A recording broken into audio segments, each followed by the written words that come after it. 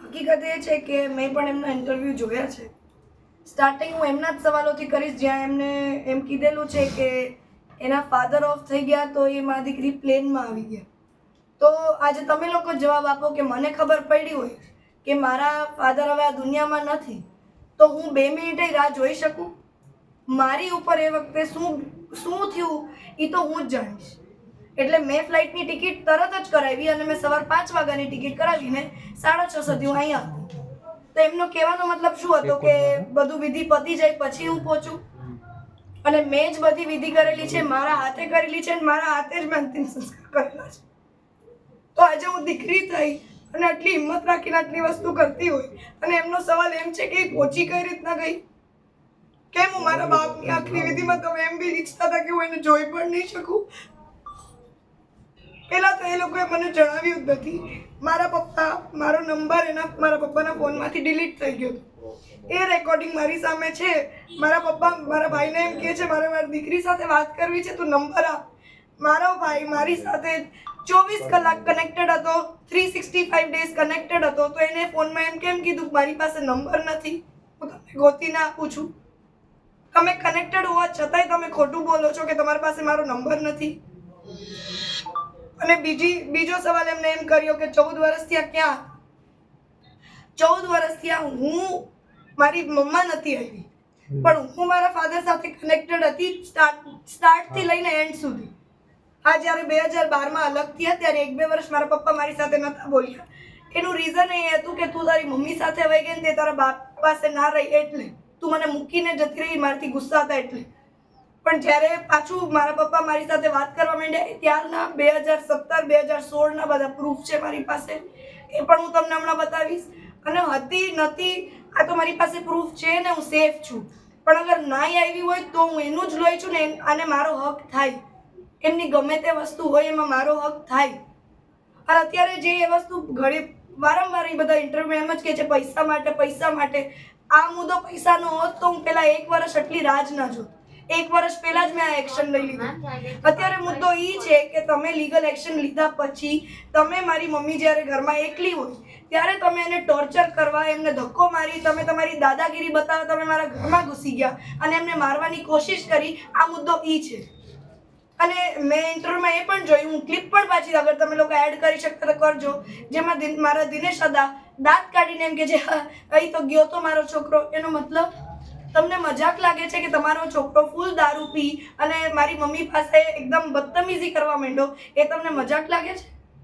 કે તમે દાંત કાઢતા કહો છો કે અહીં તો મારો છોકરો ગયો તો? મારી પાસે ગોલ્ડના બધા બિલ છે, સર્ટિફિકેટ છે, અને મારા પપ્પા હજી મને વોટ્સઅપમાં ચેટ છે એ પણ હું તમને આપીશ. મારા પપ્પાએ મને કીધેલું કે લોકરમાં આનંદનું નામ છે, તો મેં કાલે પણ કીધું હતું.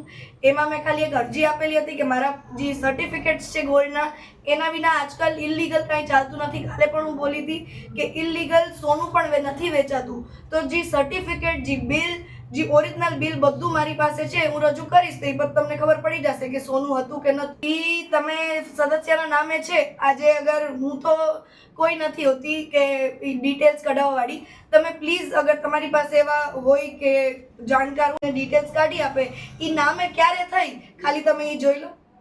10 કરોડનો દાવો કર્યો છે કે માનહાનિનો દાવો કર્યો છે. તમે નોટિસ આપી છે, નોટિસનો જવાબ નહીં આપો તો એ કાયદેસર હતો. નોટિસ મને મળી નથી અને 1 દિવસમાં તો એટલી લો તો મને પણ ખબર પડે છે કે નોટિસ મળશે. અગર મને નોટિસ મળશે તો હું મારી રીતના મારી પણ તૈયારી જારી છે. અને મને કાલે જ ખબર પડી ગઈ હતી કે એ લોકો એમ કર્યું છે.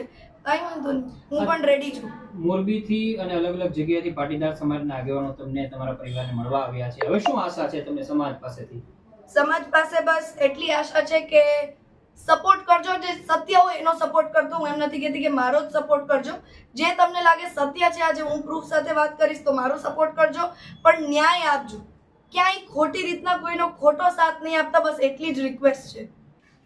એક આગેવાન તરીકે વાત કરું અને એક મહિલા આગેવાન તરીકે વાત કરું ને, તો જ્યારે પણ સમાજની દીકરીઓને કે બીજા પણ સમાજની દીકરીઓને જ્યાં જરૂર પડી છે ને ત્યાં અમારી પૂરેપૂરી મહેનત એવી રહી છે કે એને ન્યાય મળે, એને ન્યાય સુધી અમે પહોંચાડી શકીએ. હવે આ ઘરની મેટર છે, પણ છતાં પણ મારું કહેવાનું એટલું છે, જે કંઈ પણ મેટર છે પણ એની અંદર વસ્તુ એવી થઈ છે કે આ લોકો જ્યારે પોલીસ સ્ટેશને એના વિરુદ્ધ ફરિયાદ કરવા જાય છે ત્યારે એની ફરિયાદ લેવામાં નથી આવતી. માત્ર ને માત્ર એટલા માટે થઈને કારણ કે એ ભાજપ સાથે જોડાયેલા છે. એટલે મારું કહેવાનું એમ છે કે એ સત્તાધીશ ગુંડાઓ કહેવાય કે જેના હિસાબે પોલીસ તંત્ર કામ કરી રહ્યું હોય. એટલે વિચાર કરો કે એક મા દીકરી છે, આટલા વર્ષોથી પોતાની જાતે એકલા રહે છે. આજે હું પાટીદારની દ્રષ્ટિએ વાત કરું તો પાટીદાર સમાજ છે ને ખુમારી વાળો સમાજ છે.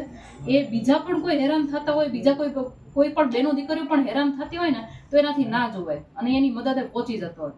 પણ આ પરિવારમાં જે એમના મોટા પપ્પાની જે વાત છે દિનેશભાઈની, એનું મેં એવું વર્તન જોયું કે બીજેપીમાં છે એક હોદ્દા ઉપર છે, એક જસદણના પ્રભારી છે, એની પાર્ટીના નારા છે બેટી બચાવો બેટી પઢાવો, પણ એને તો એ ક્યાંય સાઈડમાં મૂકી અને પોતાની જ બેનો, ઘરની બેનો દીકરીઓને આવી રીતે હેરાન કરતા હોય.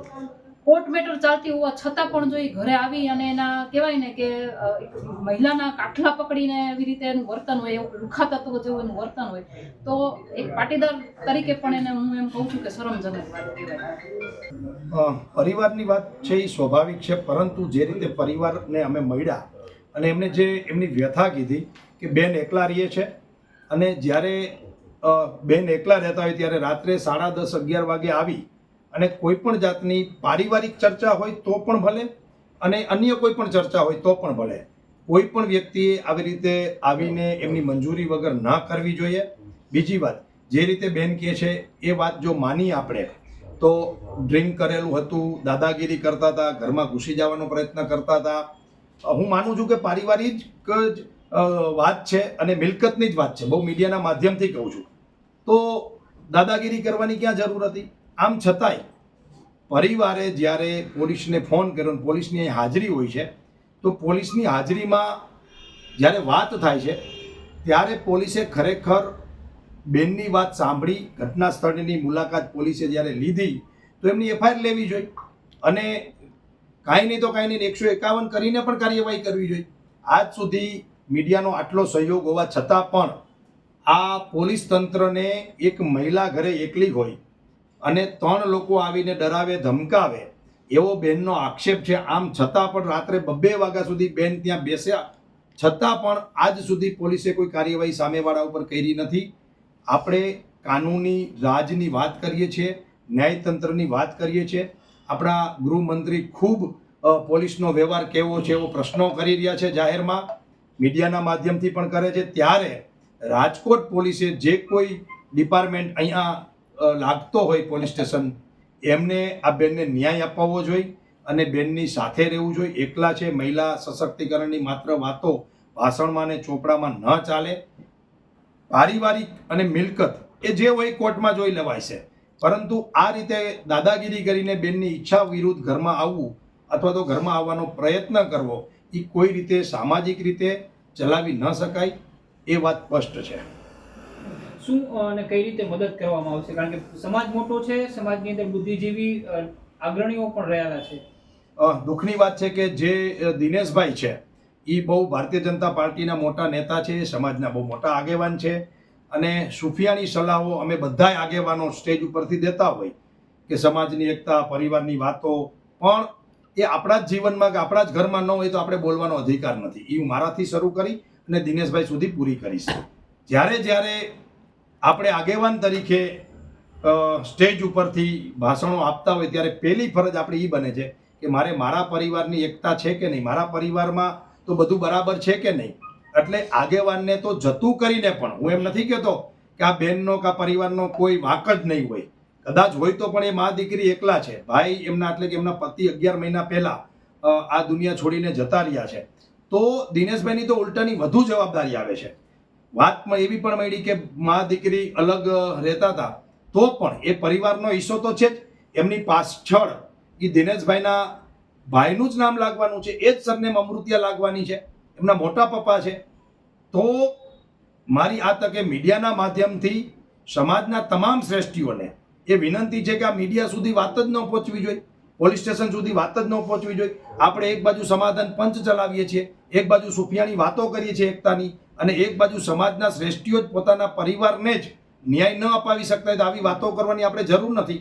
અને માની લ્યો કે કદાચ આવી ઘટનાઓ બને છે તો 5 આગેવાનોને વચ્ચે રહીને પણ પૂરું કરવું જોઈએ.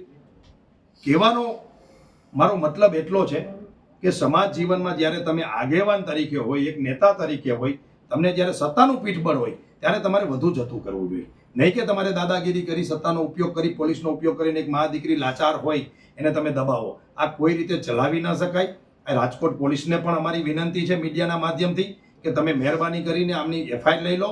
અને સમાજના શ્રેષ્ઠીઓને પણ મારી વિનંતી છે, નહીં ગમે છતાં પણ આ વિષયમાં એમને તરફદારી કરી અને બાંધછોડ કરી અને બહેનનો જે હક છે, ન્યાય છે એને આપવો જોઈએ. કોઈ પણ આગેવાને આ દીકરીઓની તરફદારી કરી અને આ વિષયને પૂરો કરવો જોઈએ એવી મીડિયાના માધ્યમથી મારી વાત છે. મનોજભાઈ, સમાજના શ્રેષ્ઠીઓ સાથે આપ વાત કરશો આ ન્યાય? ચોક્કસ. આ વિષયમાં અમે પ્રથમ તો અમારી અત્યારે જે વાત છે, અમે જેના માટે આવ્યા છીએ એ પોલીસના જે વર્તન છે અને જે પોલીસે કરવું જોઈએ કામ એ નથી કર્યું, એ માટે હું જિગીસાબેન અને અમારી ટીમ મોરબીથી આવી છે પરિવારને મળવા માટે. અને બીજી જ્યારે વાત છે મિલકતની, તો એ તો આમ હવે તો એમ કહેવાય કે ઘર ઘર કી કહાની છે.